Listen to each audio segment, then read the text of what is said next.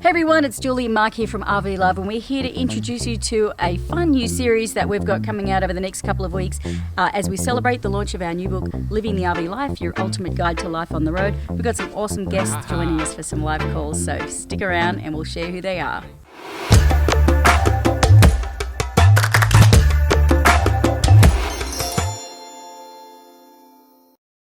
So as we shared with you in our last video announcing all of the activities around our book launch, we have organised a series of live calls with Q&A. Now, if you're watching this video, the live call has already happened, but we did record it and we're here to share it with you guys. These are live calls with video so you can see us and the guests, and we answer questions from everyone that was live on the call. So in this series of live calls, we've invited some of our very favourite and most experienced and highly respected RVers that also happen to be featured in the book sharing their story. Those are Peter and John of the RV Geeks, Tom and Kate from Morton's on the Move, Nathan and Marissa of Less Junk More Journey, and Chris and Cherie from Technomadia. So that's a pretty stellar lineup. We're very excited to be able to bring these calls to you. Again, as we said, very different format to what you're used to from RVLove, but we think you're really going to enjoy them. So grab your beverage of choice, kick back and settle in for this call with Peter and John of the RV Geeks and us at RVLove. We ready to rock and roll? I think so. All right. Well, I just want to say welcome, everybody. Of course, you know, we're Julie and Marc here from RVLove, and we are so excited to be here with you tonight because we have got our good friends, Peter and John from the RV Geeks, joining us tonight. And in everyone rolling up for the call tonight, we've seen some other familiar names and faces. We've got Chris and Cherie from Technomadia have joined us. We've got Curtis from Our Village. Lots of other names that we know from YouTube and the blog and following us, RV Success School students. We've got Mike and Dawn here from Random Bits RV. So lots of great people on the call tonight. And this is really, there is no set agenda here. There is no presentation like we said in the email. This is a chance for us to just get together and hang out. I hope you've got a nice beverage there. We're very fortunate that before we hit the road, we were researching back in 2013. And of course, one of the channels that we learned so much from, in particular Marc, because it's all the, you know, the geeky and guy stuff, and was the RV Geeks. And so we've learned so much from these guys, and what we're really grateful for is over the years we've had a few opportunities to meet up with them in person. First of all in Australia in 2016, which was... Yeah, what are the odds? The first time you meet fellow full-time RVers is in Australia, not even on U.S. soil. Right. Yeah, and none of us were in our RVs or even an RV at the time. That is true. So before I go on talking more about that, let's just welcome Peter and John onto the call, everyone. Thank you. You're separate tonight, you guys. Yes, we're in different locations, but it's not stopping us from being here. We so appreciate you being here. And, you know, I just want to frame it up for everybody. I don't know how many of you are familiar here with this Zoom call technology. I'm glad to see so many people, if you haven't used it before, manage to get into the call successfully. So that's a great start. And there is a chat on the right side of the screen there. So feel free to ask your questions. This is an open format. We're just here to hang out with you guys and just to chat and answer your questions and just have some fun, because as I was saying, we've met Peter and John in person in Australia, had a great time by the Sydney Opera House there having some drinks. Again in Quartzsite, Arizona. There weren't any drinks with that one, that was more business. But then up again in Canada, in BC, not once but twice last year in 2017. So we've met up 4 times. And they tend to get longer and longer, don't they, guys? I think we're moving in together next time. We need to get a bigger coach. So what could we get? I don't know. Maybe one of those big toy haulers. We just spent time in London. A double-decker? And, you know, we could have a top floor and a bottom floor. That's a good idea. I've seen a couple of those. People do the conversions on those. That's a big undertaking. I think it'd be really restricting on where you drive, though. I think you really have to plan your routes very carefully. Yeah. So anyway, we just wanted to let you know that this is open floor tonight, guys. This is for you to ask your questions and contribute anything that you want. Like I said, we have no set presentation per se. We've just been so grateful to Peter and John for the opportunities we've had to hang out and just get to know them as friends, because not only are they amazing teachers and educators, Stop blushing, John. I can see you. But no, really, we've become good friends with these guys, and that's what we're most grateful for. And we just thought, you know what? Wouldn't it be awesome if we could have you guys that follow, whether you follow the Geeks or us or both or whatever, all get together and participate in this conversation some more as well. And it's impossible to get us all together in person, so we figured this was the next best thing. Absolutely. So, yeah. Well, thank you so much for having us here. We're, in case you can't tell, I'm a little under the weather, so I hope people can hear me. I'm a little hoarse, but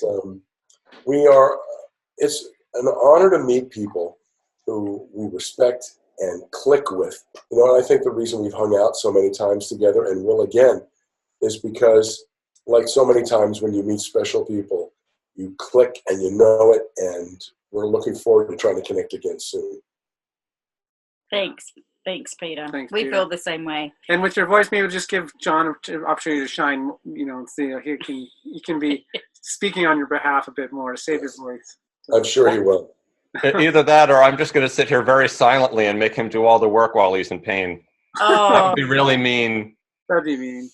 He's far away from me now at the moment. I could get away with it, but it's going to make for a really awkward reunion.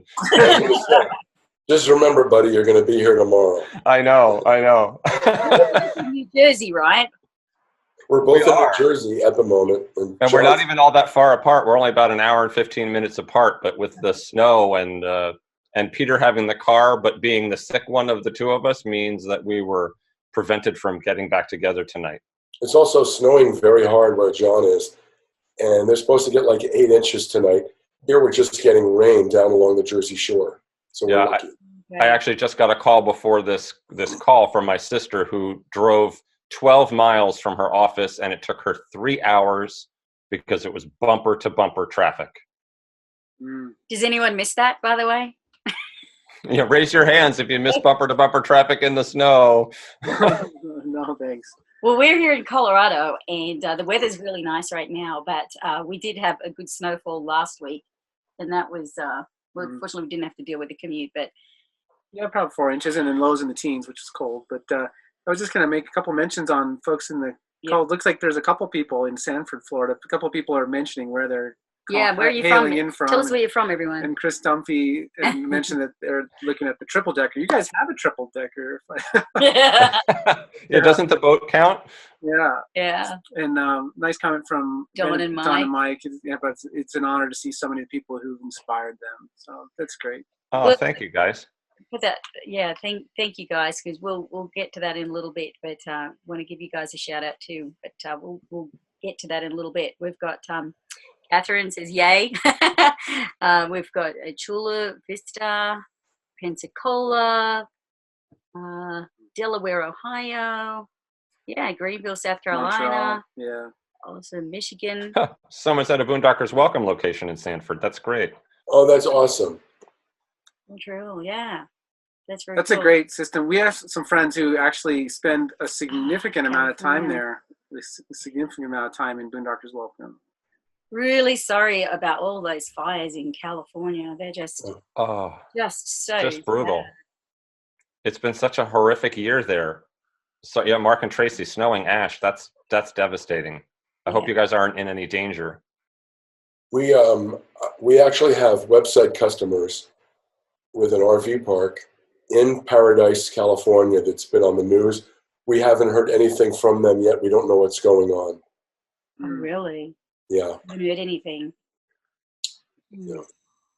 Anyway, on a lighter note, I want to mention that since you mentioned Boondockers Welcome, we had the honor to stay with Marianne, the founder of Boondockers Welcome, at her home when we were in Ontario this summer.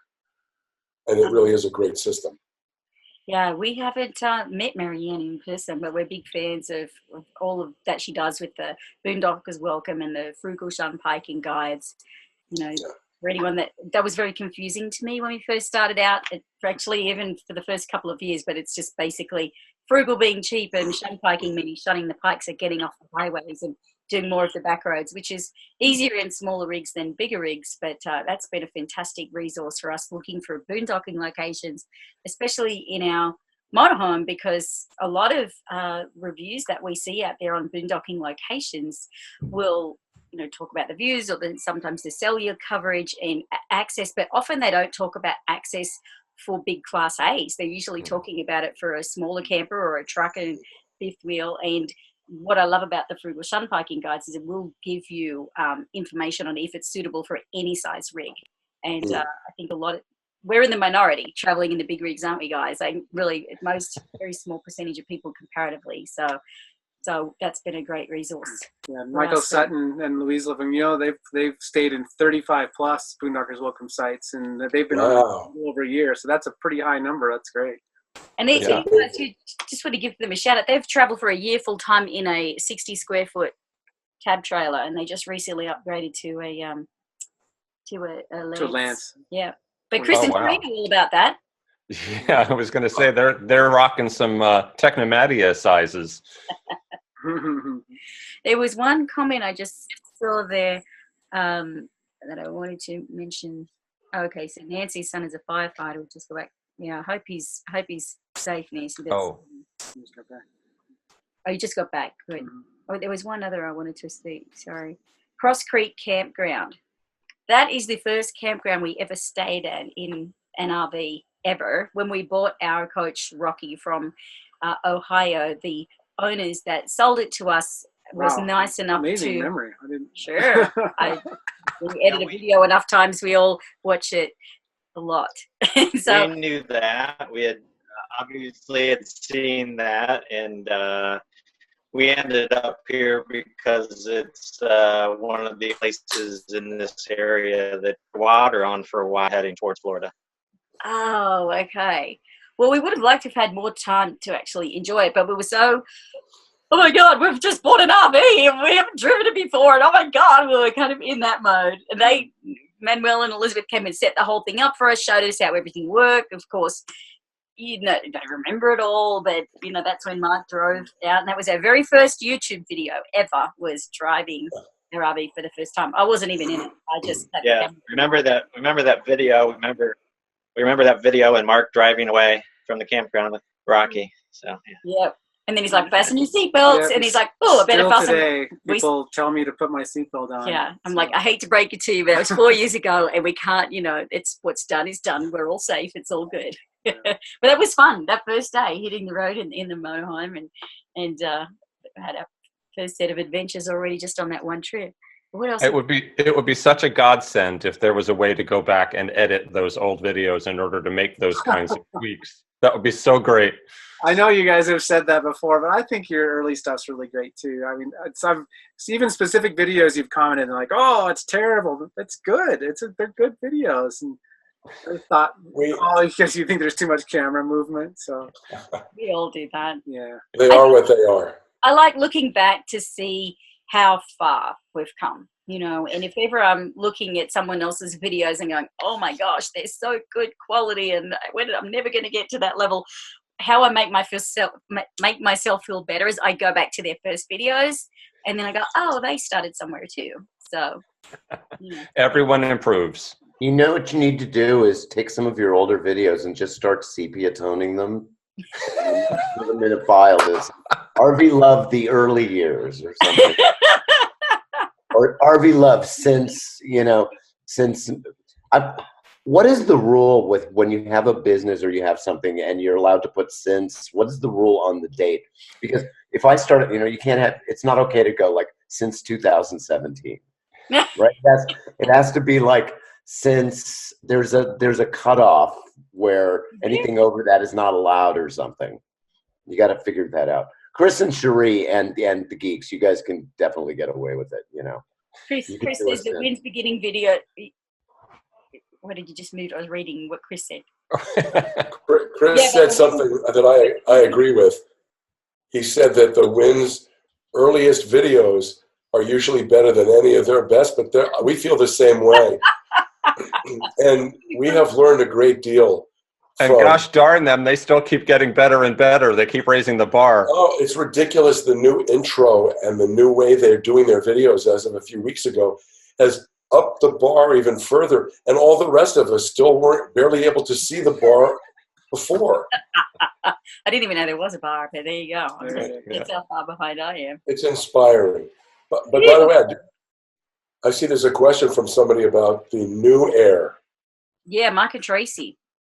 Yeah, Marc and Tracy, if I can address that, and I'm sure John can fill in. Take the stage first. I will, and when I run out of vocal ability, you're going to jump right in. Go like this if you're done. So we really like the new Aire a great deal, and it's very, very close to what we would consider to be an ideal size. John and I have actually played with a CAD program to come up with a floor plan that we thought would work for us, because they've only got those 3. And those aren't going to work for us, because floor plan is a very, very personal choice. And we have our own floor plan that we have created. So if Newmar were to happen to create this floor plan, it would be very hard for us to say anything other than, oh my God, it's fantastic, it's perfect. I'm hoping they don't do that, because we are so upside down on the mortgage on our current RV, we can't really afford to get out of it and get into a new Aire. But if we had the money and they had the floor plan, we are still very keen on watching the new Aire and seeing what comes out.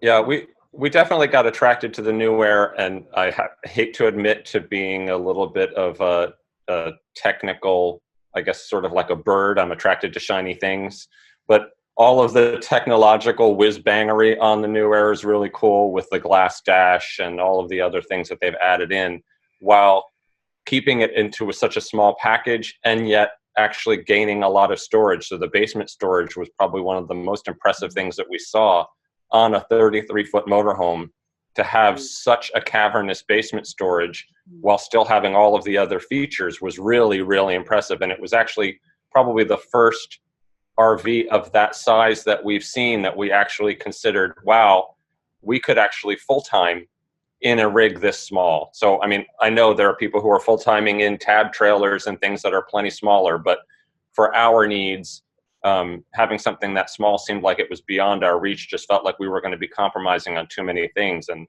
the new Aire was, probably the first coach that we've seen that really hit all the checks for us as being able to really be something we could live in. They need more floor plans. That's the big thing. If they ended up in a place like where the Dutch Star is, where there's a dozen different floor plans to choose from, now you're talking. Yeah, and actually, to be fair, the Ventana, which is certainly a lot lower price point, has an awful lot going for it in that same realm. It's just that it doesn't have all of that fun gadgetry that really made my eyes go wide. Did I say the Dutch Star? I meant the Ventana. Yeah. Either one. The Dutch Star has a lot more floor plans too, but they're sort of easing the new Aire into the product line and trying to gauge. They certainly were not sure whether or not it would be well received, since it is a 33-foot RV that's at a price point higher than a 43-foot Dutch Star. Obviously they wanted to test the waters first before they jumped in with more, but seems, at least from an initial pass, that they're getting an awfully good response to it. And obviously, like from our perspective, we look at it as being, there are an awful lot of people who have worked their way up in size over the years, but now have gotten to a point where maybe an RV that big either isn't necessary, or maybe they're even just uncomfortable driving an RV that big. But you get used to a lot of the luxuries of a more expensive RV. And so now having the ability to step back down the line into something smaller that actually still has the build quality and all of the features of a larger RV, it's definitely an enticing thing, at least for us. Again, it's not for everybody. We've seen a lot of people comment saying it's awfully expensive for that size, but that's just not the product for them then. Right. The quality is we were really impressed with the quality on that end. And like you said, the basement storage, the use of space was extremely impressive in that coach. I remember seeing it at the RVIA show in November. It was very impressive. Definitely like that. Nancy Patrick suggests that you submit your floor plan to Newmar, but like Peter said, you got to be careful, because you do and you don't want him to have that existing right now, because the temptation would be so high. Well, and to be fair, our dream floor plan is really a 35-foot floor plan. We still can't squeeze ourselves down into 33 feet yet, but so I don't know if Newmar is going to be willing to add an entirely new length to the new airline just for us to buy one. I don't know. If you end up in one, I think there'll be a whole lot of other people following suit. We'll see. That's what scares us. No, how would we find ours in the RV park if everybody's driving one? That's right. Well, there's something to be said for, having lived in an RV for 15 years, you have a really good view of what does make a great floor plan. Yeah. But again, like Peter said, it is a very personal thing. A lot of choices that in floor plans that are great for one person are not great for others. So like we've talked about. Yeah, go ahead. Yeah, that's kind of a good segue into actually why we're all here, which is your book. And so the topic of floor plan very often goes toward people who have never owned an RV and aren't necessarily sure they even want to. And so a really important piece of information and the kind of thing that they need info like you have in your book is to help people make decisions based on the amount of space they can live in. So we always say people should get the smallest RV they think they can be comfortable in. But it's really, I think, more of a newbie question, because people who have been in an RV before already know if the one that they're living in has been comfortable or larger than they need or too small. So again, pivoting back to your book, which by the way, I want to take a moment to say, there it is. There we go. Can you hold that up?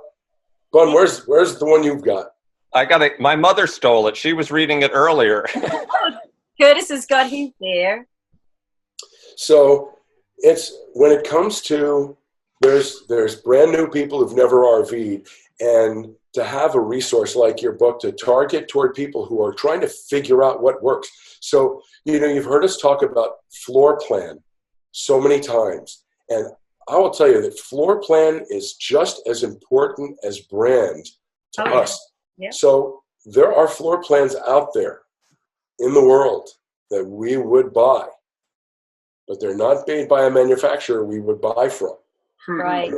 And there are manufacturers, particularly Newmar, who we have complete and total respect and admiration for their quality, but they don't have a floor plan we want. So the comment from Nancy about submitting to Newmar, those of you who've seen our videos at Newmar know that we do have a connection with them, and it is not out of the question that we would try to talk to them as the new Aire moves forward. If they're going to do another size, we'd like it to be 35 feet, and we'd like them to build the one we draw that we made already. Yeah. I think that'd be very exciting. And I agree with you on that size too. That's another question that people ask a lot. And we get a lot of people saying, well, I want to get small because I want to be able to get into all of the national parks. And we've seen that a lot. I know Jason and Nikki talked a lot about that too. And that's what they did a lot of, that kind of camping. But, it can be hard to know what size is right for you if you haven't done RVing before. It's if you're just following what everyone else is doing, that doesn't mean it's going to be right for you. And we started with 35 feet 10, with 36, and that was a good size. That was a good size for us. We didn't particularly feel like we had to go bigger.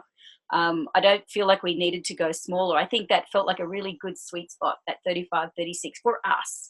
But, this one's 40, and we love it. I mean, we knew that there'd be some trade-offs going bigger, but really it's very minimal because the floor plan and the layout works so well for us. So we've had some people think that we're much more limited with the extra 4 feet. Not at all. It's made no difference. Has it? Even boondocking, we take it to some places. You'll see. I don't know how many of you guys have seen the RV movie.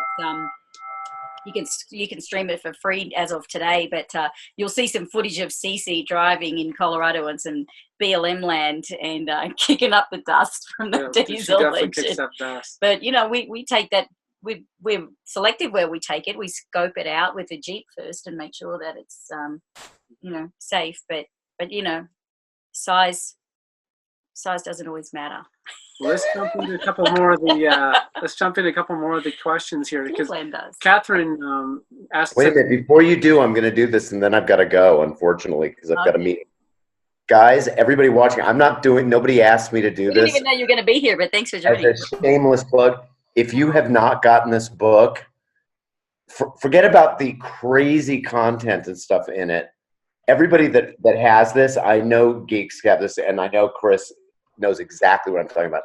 This thing is the materials, like just having this in your hand, it's like the most awesome RV book ever.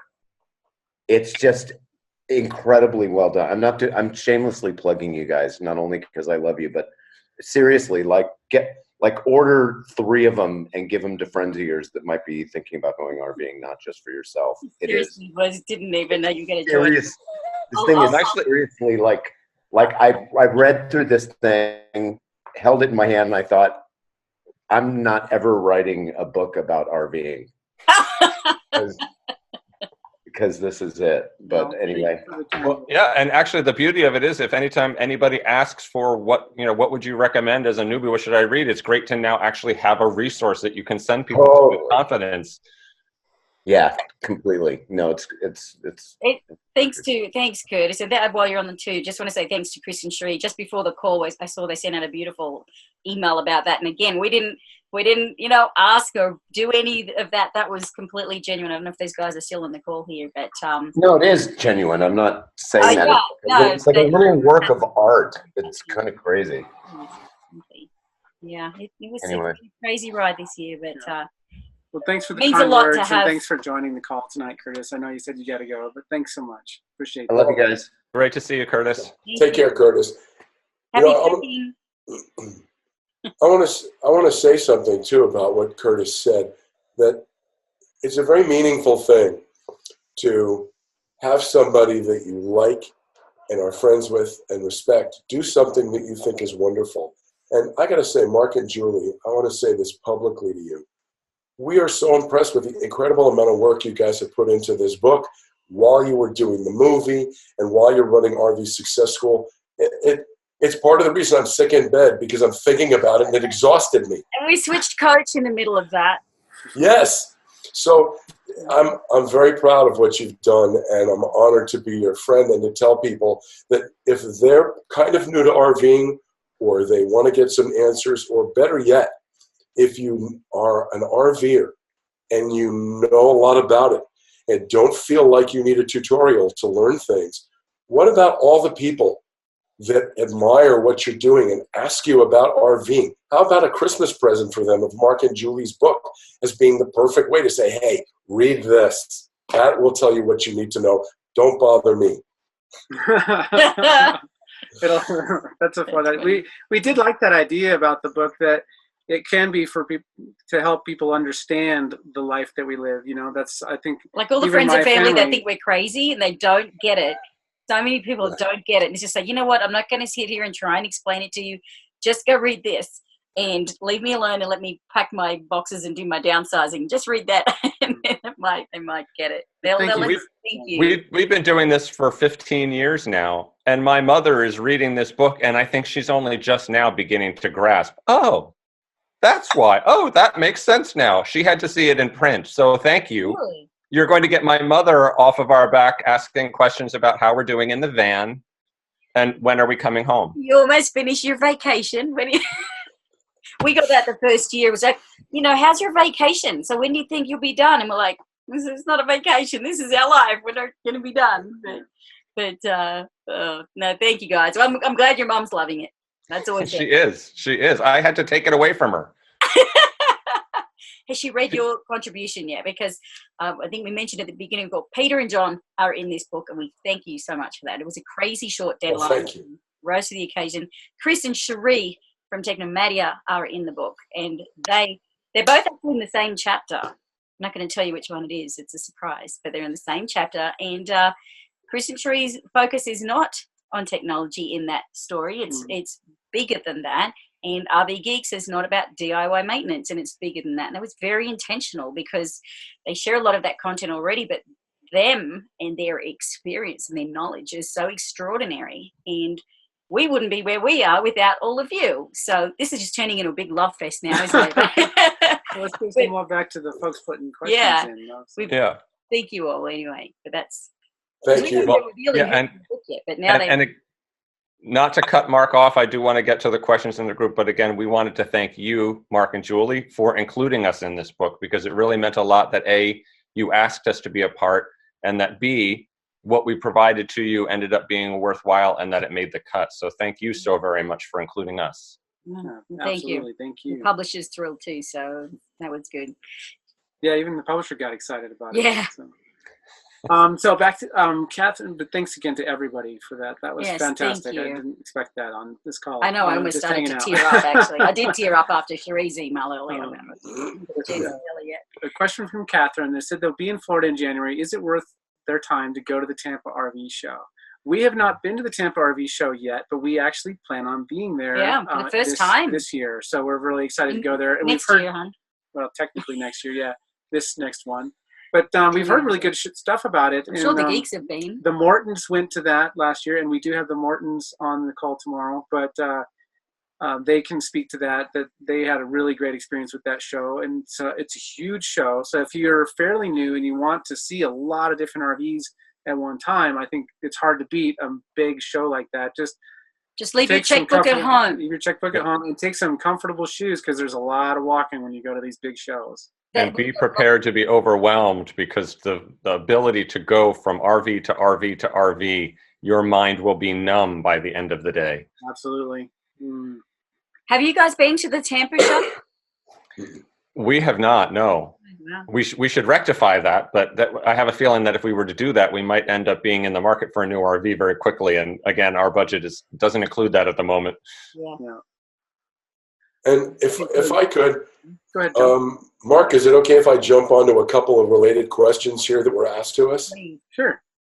I saw that we were asked, let me find it, about our floor plan. With it and Nancy, that would be awesome. With Nancy talked about having a bath and a half and loving it. Someone else asked about bath. What do we think about bath and a half? Eric asked about that. And someone asked what our floor plan was. So it's a great topic, great question. When we bought our first RV in 2002, it had a full private bath, which is, for those who don't know, the sink, the toilet, and the shower all in the same room, with a door that closes it off from the rest of the RV. At that time, split bath with the shower in one location and the toilet in another location and the sink in one or the other or both, those were very popular. And we thought, oh, we want a full private bath.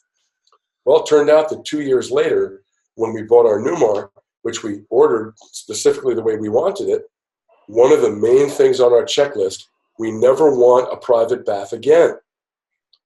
And it's those sorts of things, those decisions as to why. So why would you not want a private bath? Or why would you? We don't even want a bath and a half, actually, although many people do. Here's the simple answer. We always ask people, and this sounds very blunt, but it's the crux of the matter. John knows what I'm going to say. I've heard it before. Are you, as a couple, comfortable and in the habit of using the toilet in each other's presence or not? And if the answer is no, what that means is that if you have a full private bath, that while one person is in the shower, the other can't use the toilet. And so for us, we only have one place in the RV that we want complete privacy, and that's the toilet. So it made sense to put that in its own room and have the shower out in the open where someone could be brushing their teeth or in bed or whatever. We don't care. And the issue of bath and a half was simple for us too. We didn't want to take up the extra space of the extra toilet. We didn't want the extra toilet to clean. And it didn't ever come up that we oh, hey, we both got to use the toilet right now that urgently. So that was an easy choice for us. Now I know we have personal friends who have bath and a half and would never have anything else. Yeah, and it sounds like they're not the only ones, like Nancy says. But it's those sorts of decisions, those sorts of planning things. And the key here is don't buy your, what's the saying, bud? Don't buy your last RV first. Thank you. Right. It's almost impossible to do, because it's almost impossible to know exactly what will or won't work for you on your first time around.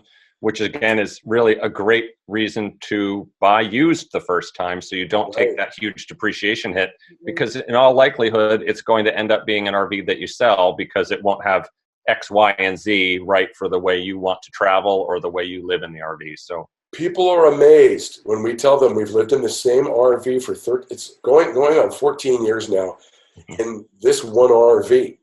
And they're like, how in the world did you do that? How did you pick what you wanted? We're like, we spent our first 2 years in the wrong RV and learned everything we needed to know to pick one we would love for a long, long time. Yep. Oh, that's great advice. Totally. that, and we spent too much on this RV and we can't get rid of it. Yeah, we might. And you've might got it so dialed in now with all the mods and upgrades that you've made to it, because we talked about that when we saw you in DC, that all the little things like where you have your cup holder and where you've got this and where you've just all the little things you've done to make your life easier and more streamlined. It's taken years to get there. Trust me, that is exactly the excuse Peter brings up every time I get that really strong itch to get into a new RV. And he's like, how are we ever going to recreate all the custom things we've done to this RV? I don't have the energy. I'm older now. You'll get to redo the videos that you didn't like from before, and you get to redo them new. How about that? You won't run out of content. Thank you, Julie. Can I hire you as my assistant? I feel a new RV in our future. Julie, would you do me a favor, please, and cut his feed right now? I'm sorry, Marc's in control of the I'm just sitting here. We've got a question from Debbie and Mike. Do we have any suggestions for someone just beginning to flat tow? We've just ordered the tow setup for their car. We will tow a Ford Edge 4-down with a Tiffin open road gas. We've ordered the Roadmaster Nighthawk tow bar. We've watched the school section. What other wisdom do you have? Peter and John and us, we're both big fans of Roadmaster products. It's great products. And you've got a two-part video and blog series. So with the RV Geeks, you've got your series on that as well. So when you say suggestions for someone just beginning to flat tow, I'm just curious, is specifically what is your question? Like, is it about the equipment or is it like the setup? Because when you say suggestions, if you're beginning, are they? Looks like they've got, they've made a lot of really good choices, assuming that the Edge is fully flat towable and that they've made any mods to it that they need to. Right. If it's not, but I think. Sounds like you're off to a great start. You've got all the right plan. Yeah, and when I'm pulling up my car, you just pay a lot of attention when you first disconnect or connect your tow vehicle to the coach. Get some spot on the RV that you can look at that when your hood of your tow vehicle meets that visual cue, you've pulled up to the right spot. And so I guess that's one tip I would have, is just to make that. I didn't see anything there about the braking system. Yeah, there is no mention of braking, and that's something you'll want to have, at least at the very minimum breakaway. But it's really good safety to have that. And most states do require a braking system to be installed in your vehicle. Only a couple that have the high enough weight limit. Some of them, even as little as 1,500 pounds, requires that. Right. A couple of those questions that are related to the earlier discussion that's been covered. Don Ramel, we ended up in an RV very different from what we thought was perfect 3 months before we purchased our current RV. The book hits the mark on what we changed. I wish we had this book before we completed. Oh, you got your copy, Don. Thanks. We had some advanced copies. So that's how Peter and John, Peter and John, Technomadia have got their copies, in Curtis already. And actually another couple that we haven't mentioned here, I do want to call out Don and Mike from Random Bits RV. You might see that name there. They have a YouTube channel as well. You may or may not have seen their content, but I really just want to highlight that. So they've all got advanced copies here, and so has Don Ramel, who's been a very big part of helping us with marketing and helping build a community around the RV Nomads movie. But these people that got the advanced copies, Don and Mike, when we co-contributors to this book, when we decided who did we want to invite to contribute to this, that we knew had the breadth and experience and the maturity and the the ability to really see things from all perspectives, because there's so many different ways to RV. And obviously there are some big names and channels here because you're all create amazing content.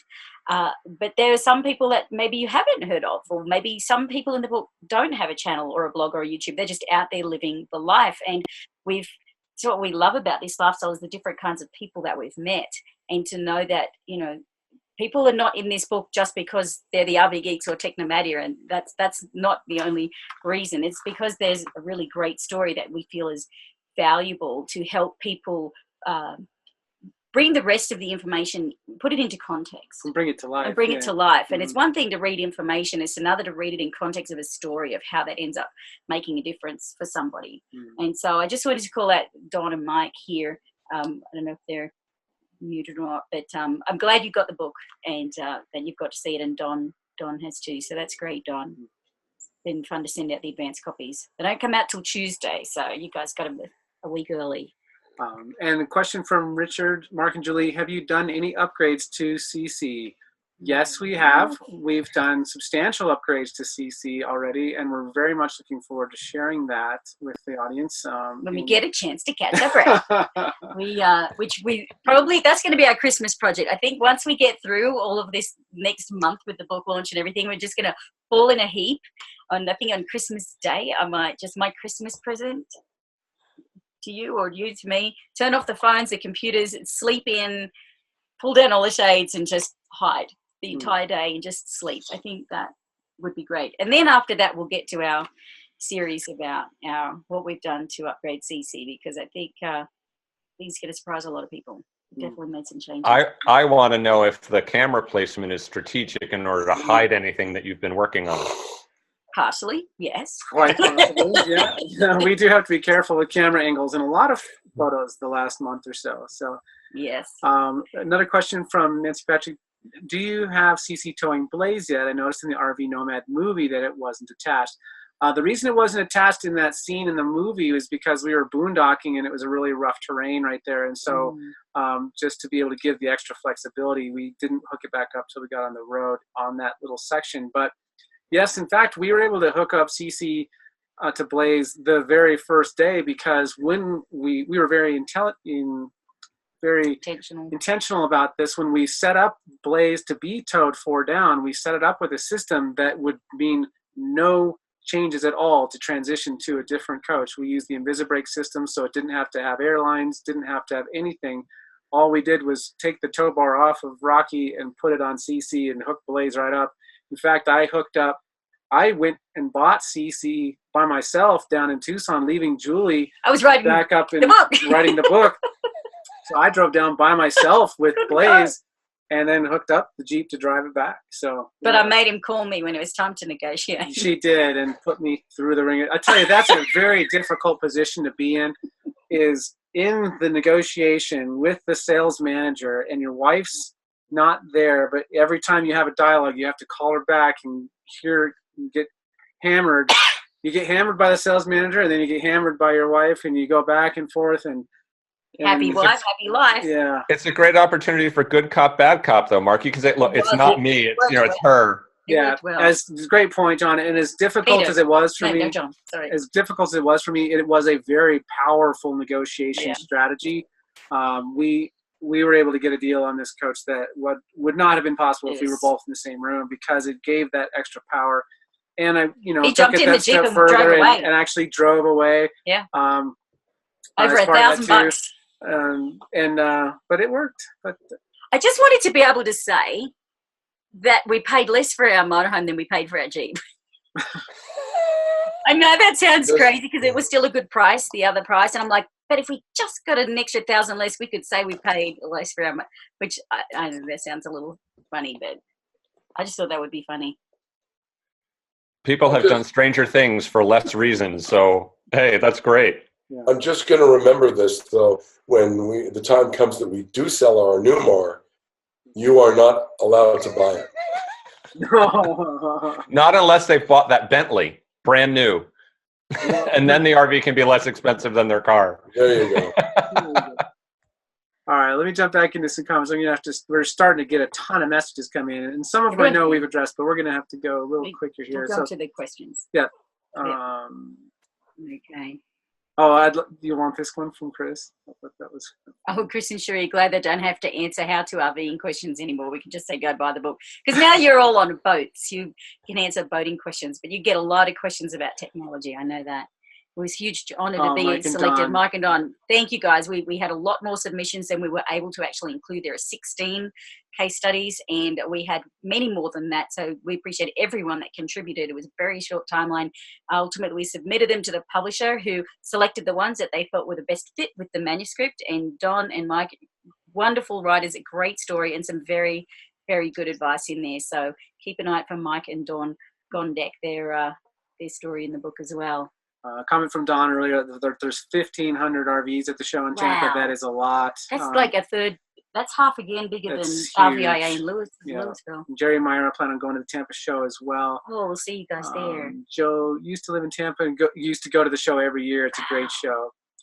Thank you for the call tonight. I need to switch to my own Zoom session to do coaching. Thank you. Great advice on the split bath issue. We love our split bath as well. And we had the single bath in the Tiffin. We had the shower and the toilet and the sink all in at once. And that was one of our must-haves on the next coach, wasn't it? Was having the split bath. It's quite big, our bathroom now in this coach. Oh, it feels huge because you take up all the hallway space as part of your bathroom. So. But we were looking at another newer coach, not new, used, but it was newer, and it had 1.5 bath. It was 40 feet as well. And we were honestly looking, because the storage, we couldn't believe that the storage in the coach inside and out was it was less than what we had in our 36-foot Tiffin.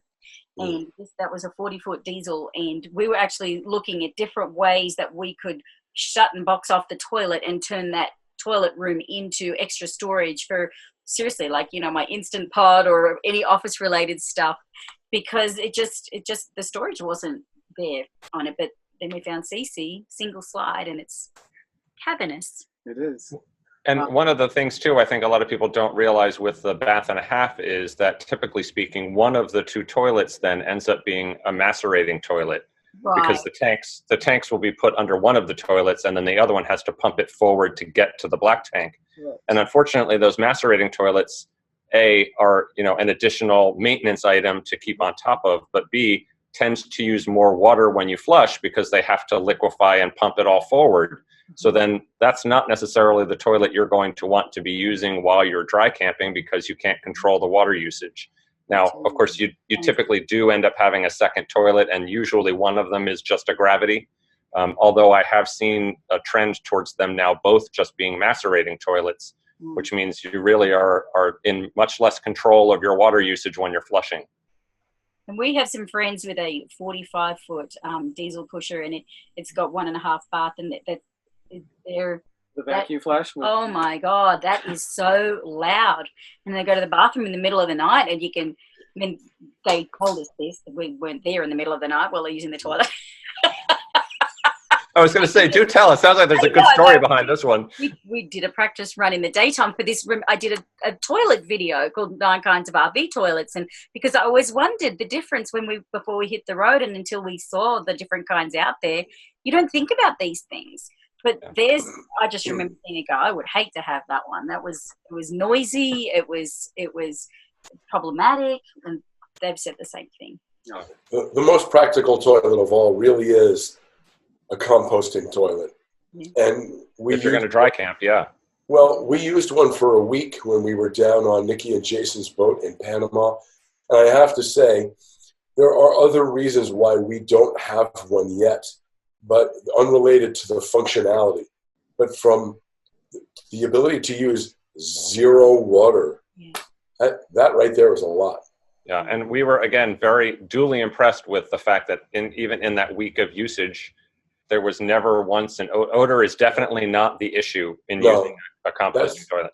That's not our issue. We have a couple of other issues, partly to do with the space and how our toilet is mounted in our RV. But if someone's interested in a composting toilet, they should absolutely pursue their research. Yeah. Yeah, definitely. And there's a lot of good videos about that out there. Olivia from Driving and Vibing did a good overview of their composting toilet in that video with the 9, the 9 toilets. I never expected we'd be talking about toilets on this call, but something everyone. I don't know, Julie. It's a big topic for you. You're like the number one and number two. She's Spanish for it, yeah.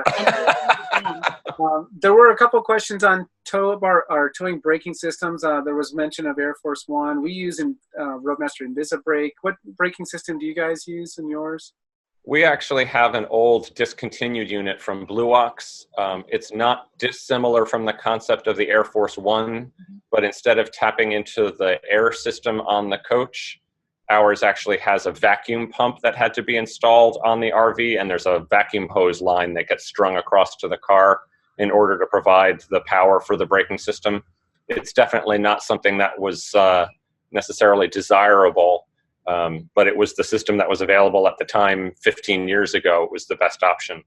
Yeah. If we were to replace it, or if we were to get a new Toad, the two systems that we would absolutely look at are the Invisibrake by Roadmaster, because we like the fact that it's electrically controlled, so there's no extra cabling going across between the two vehicles, and that it's all self-contained in the tow car. That's great.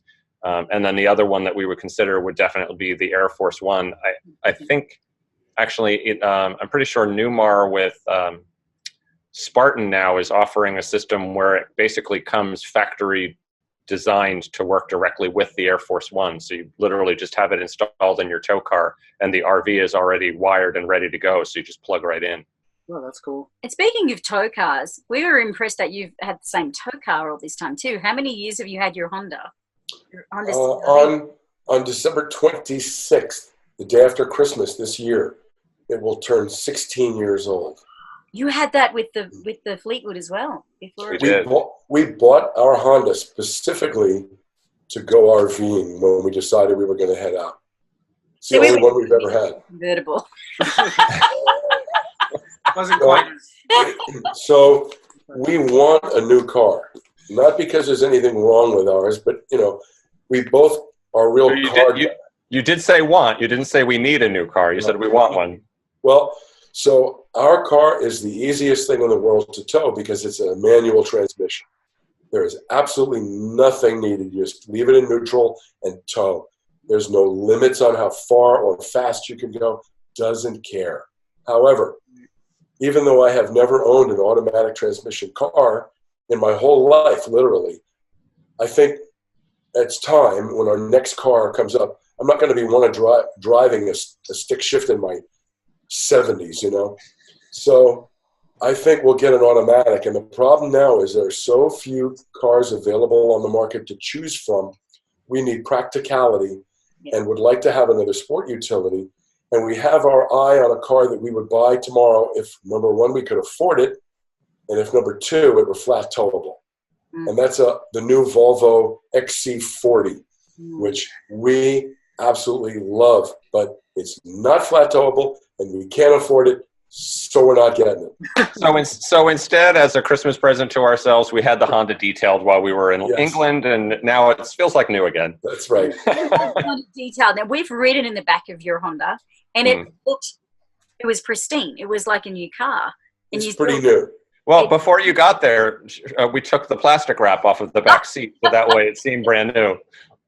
It was very impressive. Yeah. Well, it's like your coach. Whoever ends up buying your coach and or your tow vehicle is going to be very, very happy. Well, we don't hide. We can't hide the fact that we're very anal retentive about a lot of things, and we're very meticulous with it, and we take care of our stuff. And it's one thing.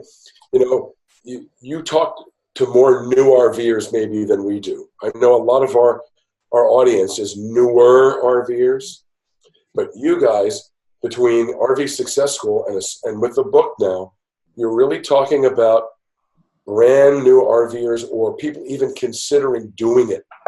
So with that audience out there, there's all these details about how are you going to do this and how are you going to do that. And if people want to figure out, is this going to work? Is it not? One of the first traits they can bring with them is being meticulous, because being able to afford to live in any particular way, even when you're out on the road, is to keep your expenses down. And it means you want to take good care of your equipment and service it when it should be. Do the little things that maybe you could get away with leaving, but you fix them anyway. You really want to keep up with stuff. Or at least that's how we justify being so anal retentive. Well, but that's, that's what we appreciate about your videos, is because you're so careful and meticulous with your attention to detail. Well, we're also very meticulous. I know that part of the RV community is meeting people everywhere. Yeah. And that's not true for all of us. So John and I are very introverted, private people. We're so private, we're apart. Yeah, we're sequestered. But for us, it's we are not antisocial, but we make very few dear close friends on the road. We've become close personal friends with Chris and Cherie, with Nikki and Jason Wynn, with you two. And I think a lot of that comes from a shared set of values, a shared sense of humor, but also a shared way of doing things. And so it's like one of the reasons that we were happy to promote your RV Success School at our big giveaway last year. We respect the way you do things. We respect the way you put this book together as a perfect example, as the thoroughness, and that's something that resonates with us. So to tell people that Marc and Julie are friends of ours it's an honor, but it means something special to us, because we're unlike many people out there on the road. We probably make one really, really dear new close friend maybe every 3 or 4 years. We're just not that plugged into the social thing. We're not on Facebook. We're not on Twitter. And we don't go to rallies. And we're curmudgeons. Yeah, I really want people to know how honored we are to be part of the book, and honored we are to be friends with you guys, not just because we like you, but because we respect what you do and what you've done. Thank you so much, Peter. That was so kind of you to say. Yeah, and we truly cherish our friendship with you guys as well. It's I completely disagree. Every more than every 2 years. Yeah. Who said that? Curtis disagrees. Disagree. They're absolutely horrible people. I just cannot just stand them at all. Was it just saying curmudgeon? Who was that? By the way, Curtis, I want to mention something real quick here. Not to filibuster, but real quick, that our village is so much about people meeting people, and that we don't partake in so much of what that has to offer because of the fact that we're so introverted. And we feel kind of lucky to have connected with Marc and Julie, and they're very ebullient, very, very friendly. He's an introvert. I'm not. Okay, so let me rephrase. Julie is very ebullient, and if not for the fact that Julie was so outgoing and so eager to say, hey guys, I think we have things in common, let's meet, I credit Julie with the 4 of us being together. That was through Instagram. That's about the only social media you do outside of YouTube, right? I don't know how I met you guys, but I've been trying to shake you ever since. It's just been... Well, now the fact that we can say we knew them before they were famous movie stars and authors, I'm really glad we got in early. And by the way, lastly, there's lots and lots of people out there who are RVing now, who've only been doing it for 6 months, a year, a short time, putting themselves out there as experts. I want to say this, that John and I have been doing this 15 and a half years, and sometimes we see somebody who's maybe only been out there a fraction of that time, and they think they know everything. Marc and Julie are incredibly impressive about the fact that they know an incredible amount. For someone who's only been RVing for about 4 years now. 4.5, yeah. Yeah, coming up on 5. It's amazing. They are natural-born teachers. Well, they also pay attention to what they're doing. There's a lot of people that jump into this lifestyle, and you guys know this, that are so excited. You know, one of the things that I like to mention is that everybody who buys an RV, we all don't have to look any farther than ourselves. I buying your first RV, I equate it to having a child, buying your first home, getting married. It's just an incredibly exciting thing that you prepare for, and you look and when you get it and you push all the buttons, and a lot of people are so excited about getting into this that they don't pay attention. And one of the things I think that Julie and Marc bring to the very large RV community is they really pay attention like you guys. They pay attention to what they're doing, and as a result, it just brings an incredible amount of information to us in such a loving and such a warm way, because they really do enjoy it as much as we do. They're not just doing this for a gig, they enjoyed it as much as we all. That's a good point. That's a good point, Curtis. It really does show. Yeah. Thanks, guys. Thank you. Here, let me try and jump on a couple more folks' questions. Eric Miller asked if when we bought CC, we were concerned about the engine and component wear due to the age, and no, we weren't, because these engines, transmissions, and chassis on these big coaches are built to go so long and so far that it wasn't a big concern for us. And everything's a trade-off. I mean, that's also one of the reasons why it was at the price point that it was, because we knew we were going to have to spend some money on repairs. We've shared in one video already with, the tires and the batteries. Obviously, that was obvious. But just to let you guys know on the call, and we haven't published this anywhere yet, simply because we just have not had time to do the content to share this story. But we actually had a breakdown in Amarillo just on the way up here to Colorado, and it was nothing major in that it was a coolant hose that burst. But when we put it in for repair, because it was challenging to get in there, and most of it is in the labor, it was, well, what else is in there that looks like it's compromised or wearing? And this is rubbing, but we don't know. Is it going to last 3 months or 3 years? I don't know. You're in there, replace it. Yeah, so things like that of the labor is what you're paying the most for. And so if you're in there replacing that hose, you check all the rest of the hoses, because there was no way, even with the inspection, that all of that, you can't pinpoint absolutely everything when you're buying an RV. So that is the risk you take, though. It is definitely a risk, but it's a risk buying a new RV too, and taking that big depreciation hit. And we've met some people with new ones that have got a long list of issues too. So everything's a trade-off, Yeah. It just becomes comical now when things go wrong with CC.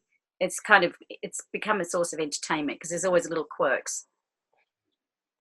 Well, and it takes a while to get to know all of the ins and outs of those little quirks, so that they're not quirks anymore. It just is. And it's easier to deal with the quirks when you pay $25,000 for a rig and not $250,000. Then they're not quirks. Then they're that's character. That's charm and character. What was that? I said that's character when it's like that. It's not. Those aren't quirks. That's an RV with character. Yeah. So when your speedometer shows double what you're actually doing, that's just character. That's character. Oh yeah. Exactly. It's telling you it's time to slow down and enjoy the view. Yeah, we're ready to do that. I tell you, after this year, we're ready to do that. I just want to quickly jump in here. It is right on 7 o'clock Central here. I want to be respectful of everybody's time, in particular Peter and John, who have offered this hour with us. We are right on the hour. I don't think we're going to get through all of the questions, but I just wanted to check in with you. Peter, I know you're not well. Do you have a couple more minutes? You go to 5 after the hour, or where tell me what is good for you. Because if you've watched our live chats, you see we don't put a time limit on them. I'm not going to impose that thought on you, other than to say we're fine with whatever time you want to hang until. Do you want to maybe go? Is 15 minutes too much longer for you? No, I'm fine. I'm doing great. I'm going to go to bed. No, you can't tell, but I'm sitting in bed right now. Oh, you've got the camera angle too. As soon as he's done, he just lays down and he's done. Well, this is the guest bed in my mom's house, and what I'm sitting against here is just against the wall. So that's why you're seeing a white background. There's no headboard on this bed.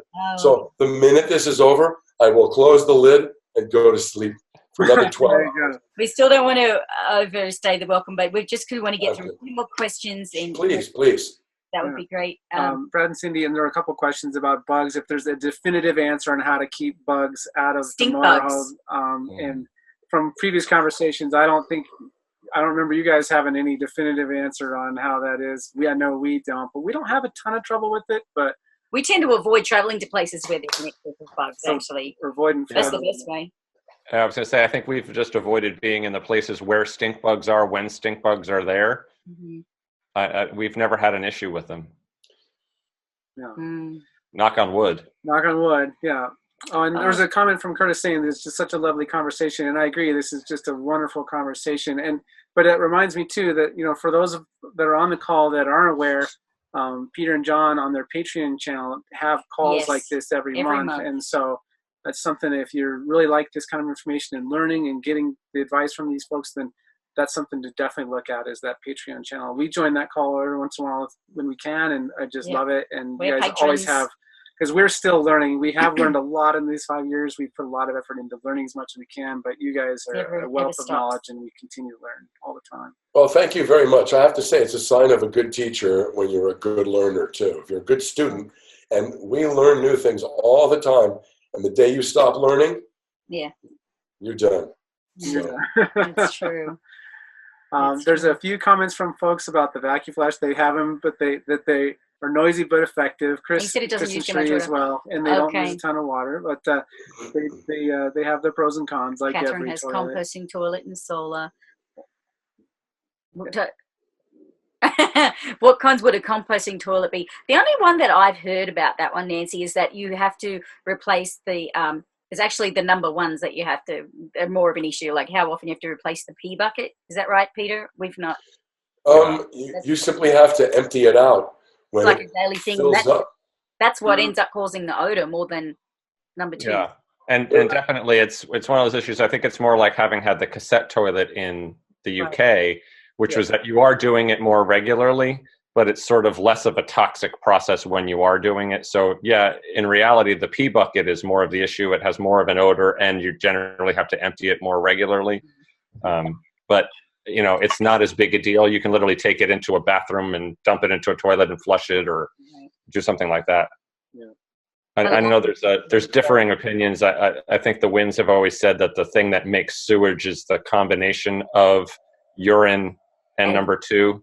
Yeah. And so that individually, the number 2 is being composted with the cocoa core or whatever you're using. Problem, isn't it? It's the number when you combine 1 and 2, and you have the number 3 is really it's the higher math that gets you in trouble. Number 3, bad. New term. Bad.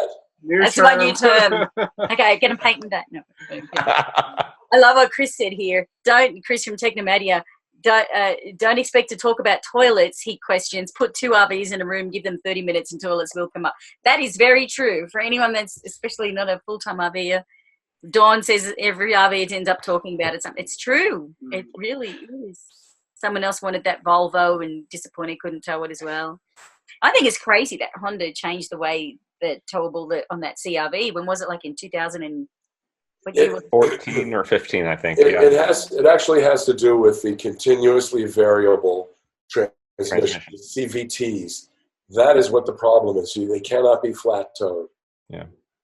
All right, Nancy. There's still a few Hondas that are manual. I think the Fit you can get in a manual, and that can be flat towed. And I think the Civic, same thing. Right. Nancy, we use Maguire's. We've used Maguire's too. Waxing cars. Which new RVs? Ask me which YouTube videos to watch. We're always RV Geeks, checking them out. RVLove, come with the Winds. Oh, wow, that's very good company there. Thank you. Thank you very much, Dawn. Thank you. Let's see. Right, you've been asking about the Maguires. What waxes do you guys use for your coach? Because your coach That's just what I just said, Maguires. They use. So we are Maguire's NXT 2.0 people. I will tell you. I'm a car guy from way back.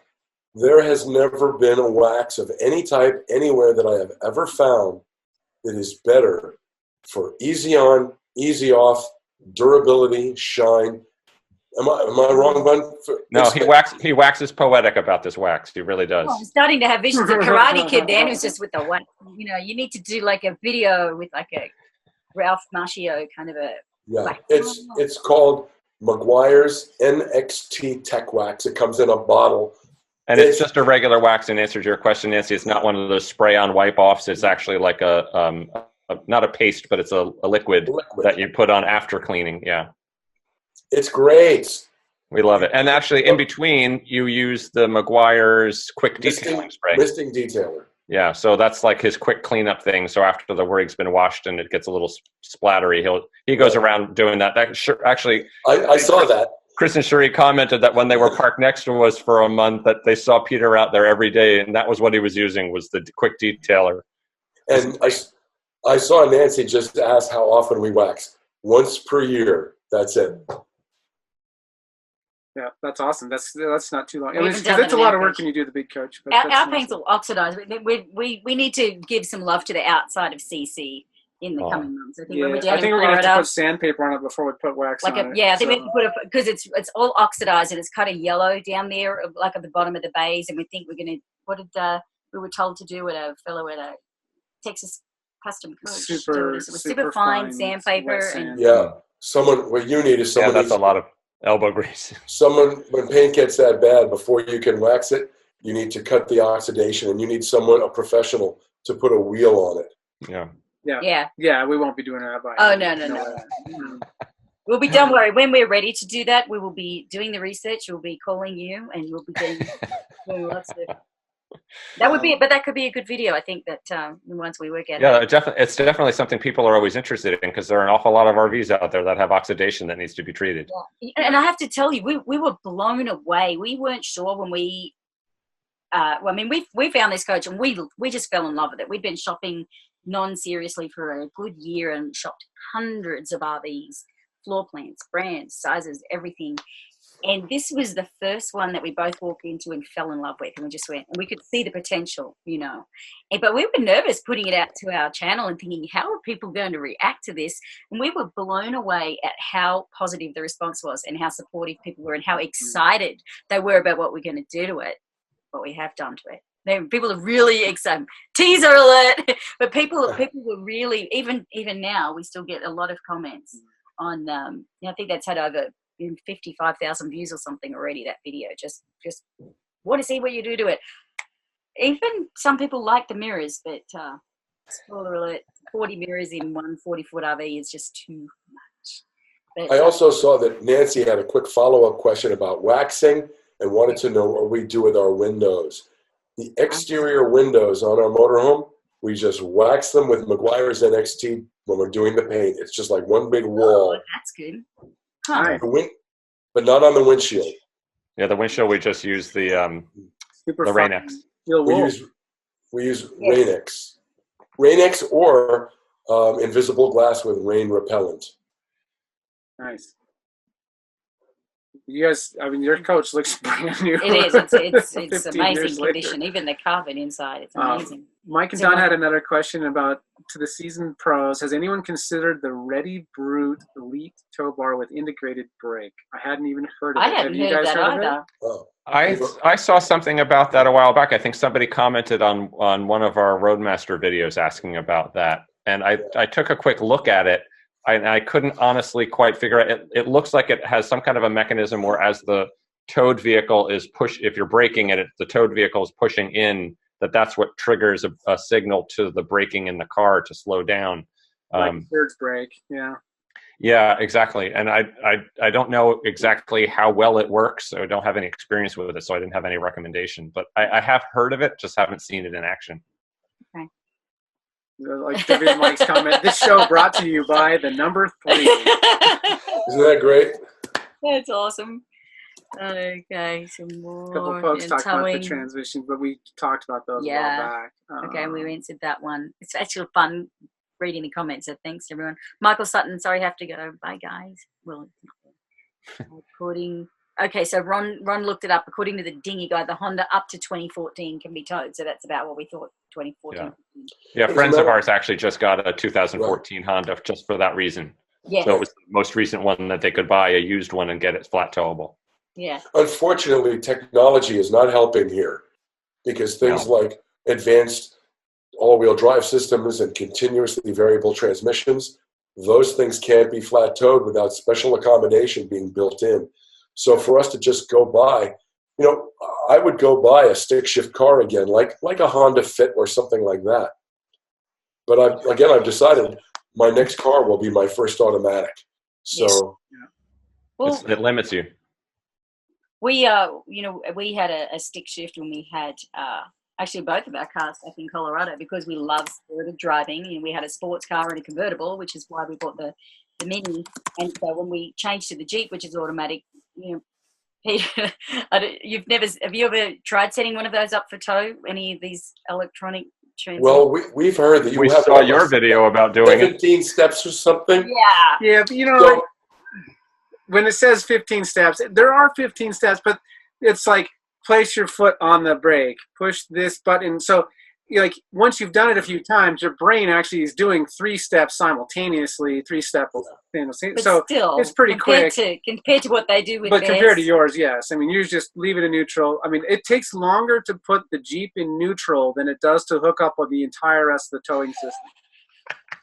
here's a question for you. That's saying something. We love it. We do love it. Here's a question for you. Yeah. What are the ramifications of accidentally messing up with those 15 steps? Well, if you miss the wrong step, if you miss the right steps, it'll just not continue to let you go forward, and you have to start from scratch, and you start over. But yes, if you don't do the steps right, you could do significant damage, tearing up your transmission.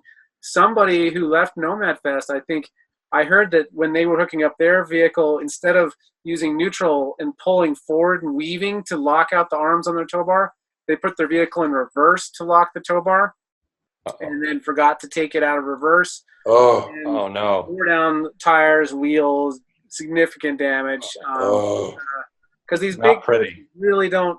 They can pull a car so easy, but they'll see some big damage, and I've definitely seen people have those cases, and the Jeep is definitely one you got to be careful to get it into neutral before you tow it, because you'll do big damage.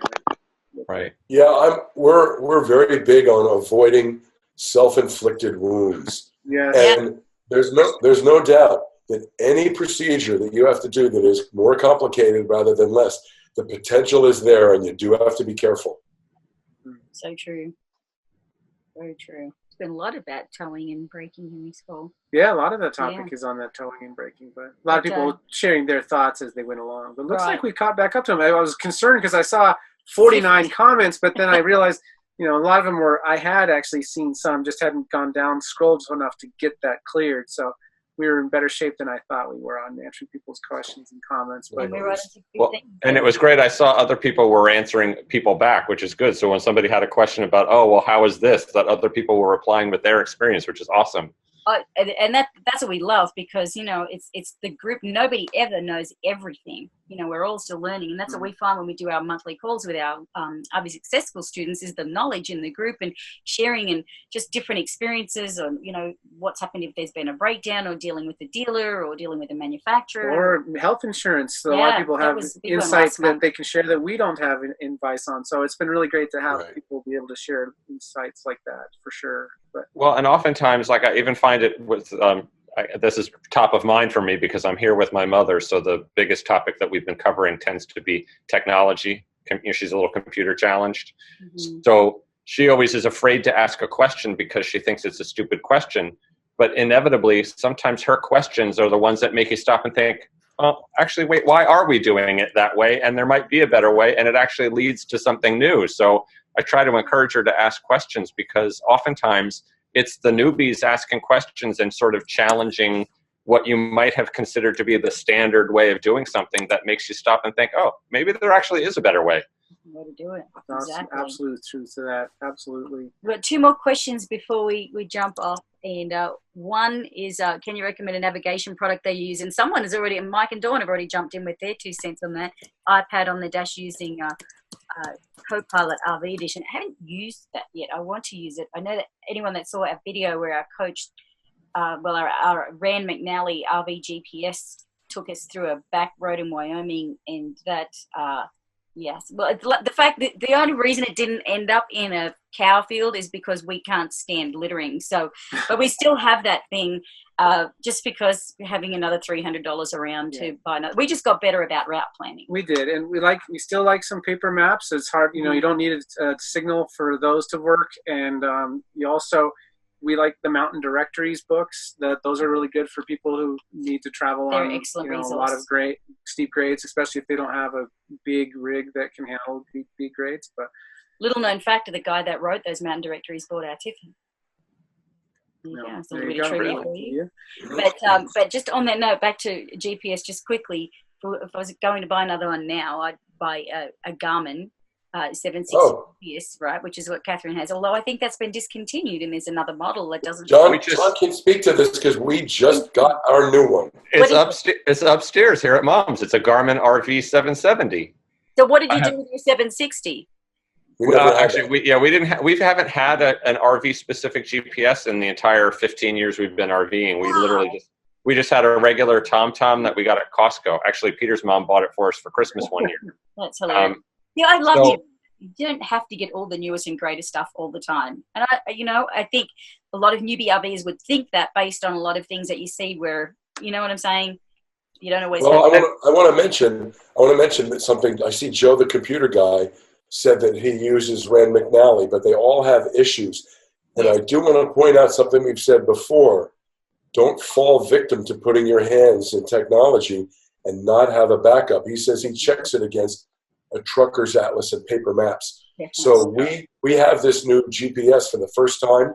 We're not just going to set it and just drive into an overpass. No. Well, and again, it's sort of, Mark, like you were mentioning, that having the paper maps is often a good thing because it's so much easier to see the big picture of your route on a paper map than it is to look on, those tiny little GPS screens when you zoom them back out to look at the actual route.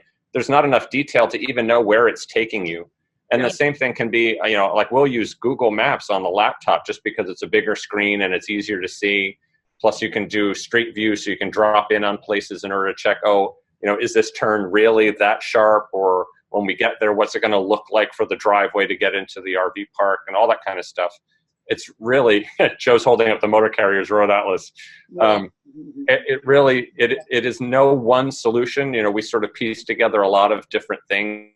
And even while we're driving, we're following, in the past, we've been following the TomTom, but I'll have Apple Maps up on the phone, or I'll be using Google Maps, or we just recently got Copilot RV on the phone, just have something that was RV specific and sort of compare the routes and say, well, Apple Maps wants us to go this way. Is that because of traffic or, what? So there is no one solution that usually works out. But I often sit there with the Walmart Atlas on my lap just so that I can see the big picture of where we're going. I will say that we learned the hard way from that experience, and we got much more diligent, because we just got a little complacent, really. We have not had an issue since then, have we? With Don't jinx yourselves. Just because we learned from that mistake and took more responsibility in time and planning. So we still have that Rand McNally. So again, not blaming the technology, even though you don't even know the names we called the thing that day. And I still would love to throw it in the trash because the user interface is so clunky. That's the really frustrating thing. It's old, but it's the data. But I have seen, I think Rick that bought Tiffin, he had the newer Rand McNally that was much more like an iPad, and I didn't test it with the routes because they're all dependent on data. None of them are perfect. But I just did want to say that, Rand McNally does fantastic road atlases. We're big fans of that. Just because I hated that particular RV GPS, there were, I'm not going to sit here and just point the finger at that device because that is not, we should have done better route planning and, a whole lot of other. Well, we're hoping that we have something to report sometime soon on this new one. Yeah. And but obviously we haven't even taken it out of the box yet. And we won't be back on the RV until after Thanksgiving. Okay. Actually, it is out of the box. Hey! You're just getting all the goodies in this week. That's okay. John is the navigator. Yeah, exactly. It's my purview. I do the navigating, so it's my tool. I get to use it. I got to open the box. I know we've run late on time, but real quick, I just want to address a couple of things that were said here in the comments. Yep. One is someone said they'd like to hear from me about driving down a mountain pass. We have a very powerful two-stage engine brake that has massive braking authority. And that makes mountain passes kind of like this. It's like, da-dum-da-dum-da-dum. Don't even need to touch the brake. It's the most relaxing thing in the world. If you don't have that, you must keep your speed down and under control. The biggest danger you're in is allowing your rig to get up to too high a speed, and you could smoke the brakes and possibly not be able to slow it down. And the best way to do that is to put firm pressure on the brakes, to bring it down, and then to let go and let them cool.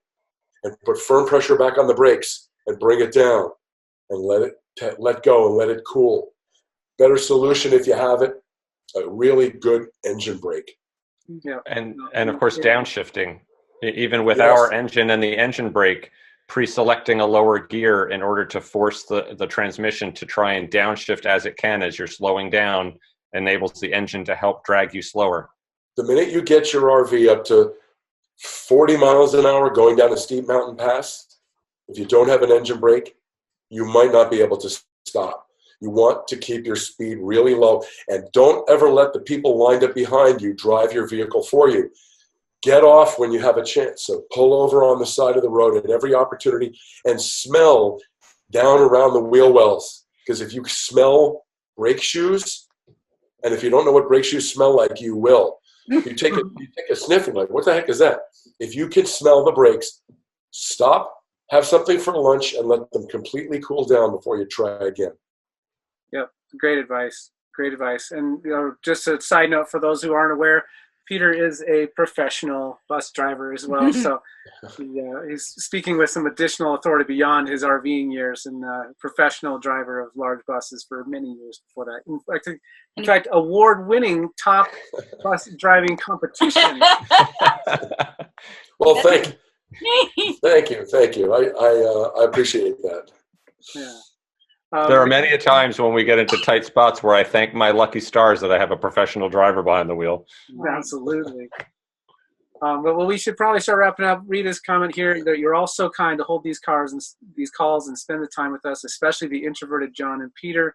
We're all very appreciative and honored that you care enough to do so. And that really sums up so well. And thank you guys so much for joining the call tonight. Well, I want to thank Marc and Julie for having us here. And I want to say, we all owe Marc and Julie a big thanks for all the work they have poured into what they've done to help make it easier, safer, and better for people to RV. But I do have one caveat to that. When their book hits the bestseller list, and twice as many people buy RVs, and we can't get spaces at campsite, blame them. We've said the same thing. Like, oh, I'm glad we've got better boondocking capability now. I know. Hey, no idea.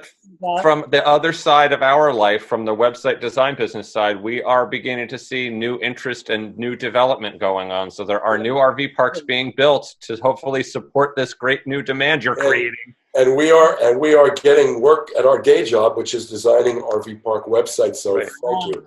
Yeah, right. We owe you a thanks for that too. Yes. Well, the way we figured is like if it's not us writing the book, it's going to be someone else, right? I mean, it's like the train is moving, RVing's becoming popular, everyone's, doing it anyway. RVing's not becoming popular because of RVLove's YouTube channel. What I'm saying? Not to throw in a last second plug here, but next year when we're on television on the RVers, we'll be responsible too. You will absolutely be responsible for that. I can't wait to see that. And we're so excited for you guys with that opportunity, and for Chris and Tree as well. So. Yes, thank you. For anyone that may not be aware, I'm assuming you are, because I assume you probably follow Chris and Cherie and the RV Geeks. So they're all hosting their own segment. Is it called a segment, or what do they call it on the RVers on a PBS? And you're focusing on Class A motorhomes. Chris and Cherie, of course, the technology gurus. And is that what they call them? Presenters? Is it? Now I know. Yeah, we're segment hosts. That's a good one, Cherie.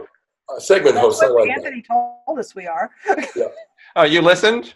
So there's our fellow segment hosts. It's great to see you. We cannot wait.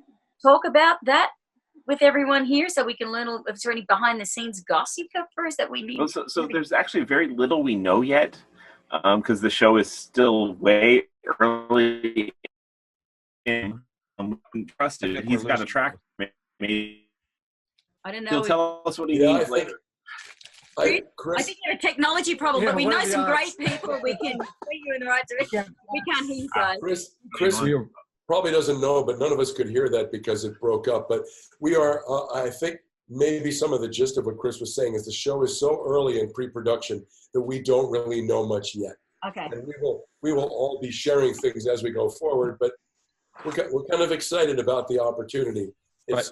And yes, the structure of it is that it will be a show that has multiple segments, and we will each be hosts of our segment relating to the topic that we cover. Right. So our understanding is each of us will be filming 5 to 10 minute segments about a topic, sending footage to the production company, and then a year later we'll see what they do with it. Yes. Wow. Wow. Well, that sounds like fun. I'm so excited for you guys. They've made such a great choice in having all of you on there and having, you know, all of your experience and knowledge going out to the public in a much wider arena with PBS. Yeah, the real interesting thing is normally the stuff we do, we teach just on one topic, and we'll do 30 minutes or an hour. And now we've got to think down to television, and you got to do it down to 5 minutes, and then just drop hints of go get more information because this is a tiny teaser. Yes.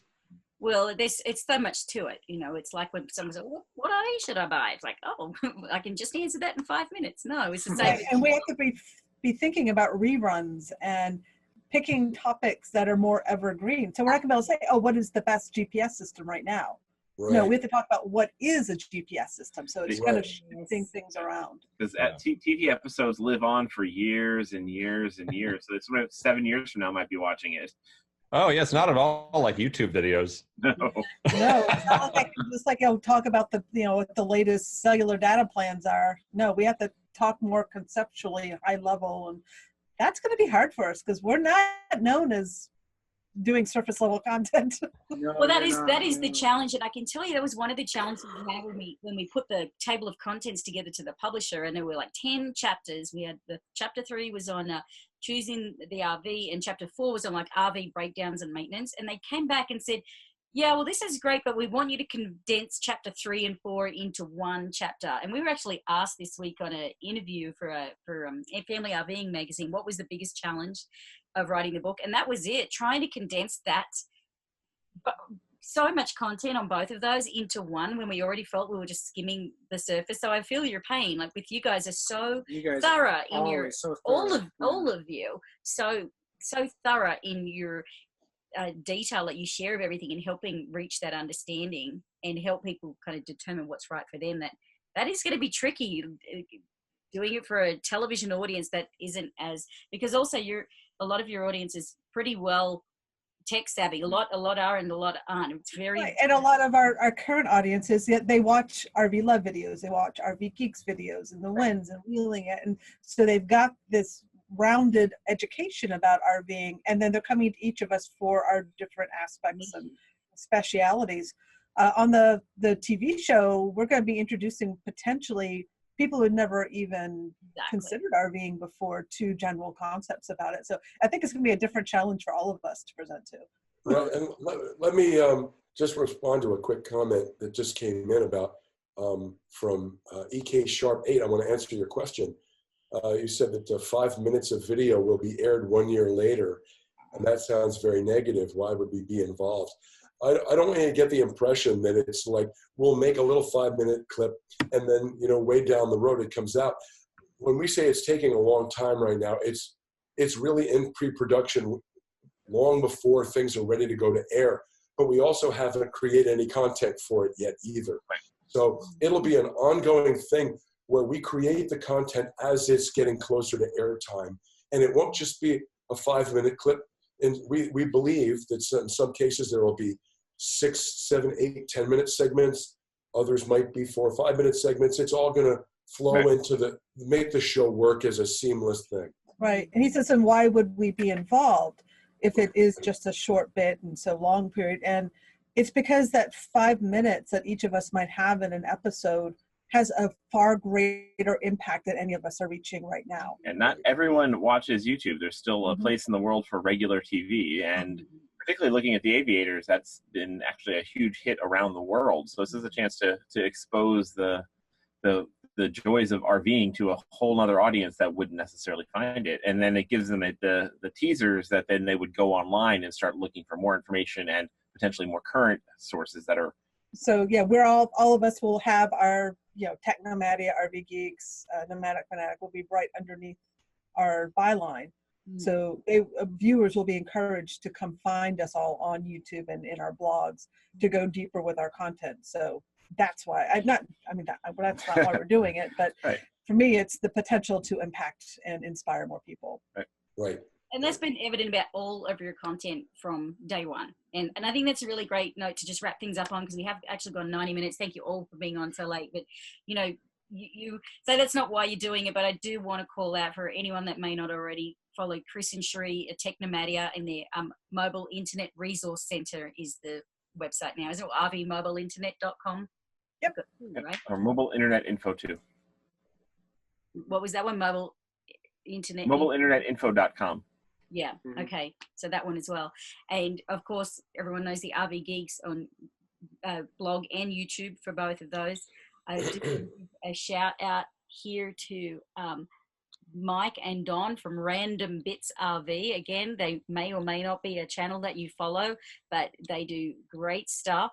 And they are on here. They're still in the call, and they are in the book for good reason. So, you know, you don't have to have a big channel and a big following to have valuable information to be able to share in a story that's going to be relevant and useful to people. And that's why we wanted to say thanks to you guys for joining us on the call here today. But yeah, I think that wraps it up. We covered a lot in that time. Yeah, it was a fun call. It was a fun call. A lot of good Hope feedback everyone from folks. enjoyed it. It was just, we just wanted something just really relax and hang out and chat, because we feel honored that we get a chance to do that with these guys. Chris and Cherie, we're going to see you in Florida next month, down in Sanford, near where their boat is, and we'll get to check out Why Not. So we're excited about that. Yeah. Peter and John. In the meantime, we'll have another call with them on the 26th. On the of November 26th, as well. just after Thanksgiving. We intentionally didn't want to host any of these calls over the. We actually have parents over right now, Yeah, so so- we've been ducking out to hang out with the parents during this. I did want to warn Chris and Cherie that I saw that somebody had snuck into their boat behind them. I was very worried. That's my mom. And then with my dad over there, he's just out of frame. So they get a little window into your world. So. I love it. That's good.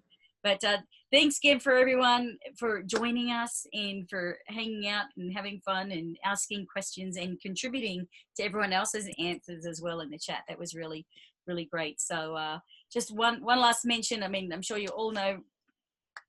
Thank you all so much for all of your kind words about our book. We are really excited about it. We are truly, deeply honored to have such amazing.